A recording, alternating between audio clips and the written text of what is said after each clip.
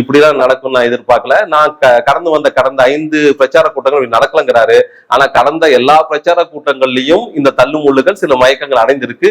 இது தலைவராக இருக்கிற விஜய்க்கு தெரியுமா தெரியாதா? இதுதான் நம்ம கேள்வியா இருக்கிறது.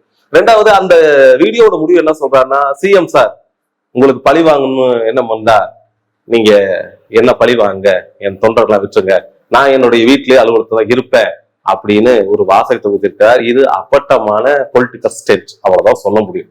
இறந்தவங்களை சென்று ஏன் பார்க்கலன்னு கேட்கறதுக்கு அவரு இன்னும் சில நாட்களை போய் பார்ப்பங்கிற மாதிரி அந்த வீடியோ பதில் அவரே சொல்லிட்டாரு. இது எவ்வளவு அப்பட்டமான அநாகரிகமான செயல்.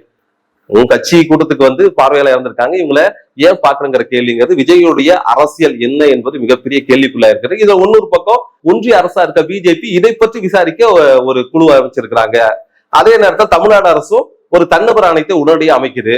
இதே நேரத்துல உயர் நீதிமன்றத்துக்கு வழக்கு தொடுக்கப்பட்டிருக்குது. விஜய்க்கு சாதமாக விஜய்க்கு எதிர்ப்புறமாக 2 வழக்குகள் வந்து சேர்ந்து நடந்துட்டு இருக்குது. இப்படி எல்லா தலைவரும் போயிட்டு இருக்கிற சூழல் தான் விஜய் இந்த வீடியோ வெளியிட்டிருக்கிறாரு. இந்த வீடியோவும் மிகப்பெரிய பொலிட்டிக்கல் ஸ்ட்ராட்டஜியா தான் பாக்குறாங்க. இது எப்படிங்கிறத மக்கள்கிட்ட போகுது. இதெல்லாம் ஒரு பக்கம் இருக்கட்டும், இது நடந்து முடிஞ்ச சம்பவம் நம்ம கோரியா சொல்றோம், அவ்வளவுதான்.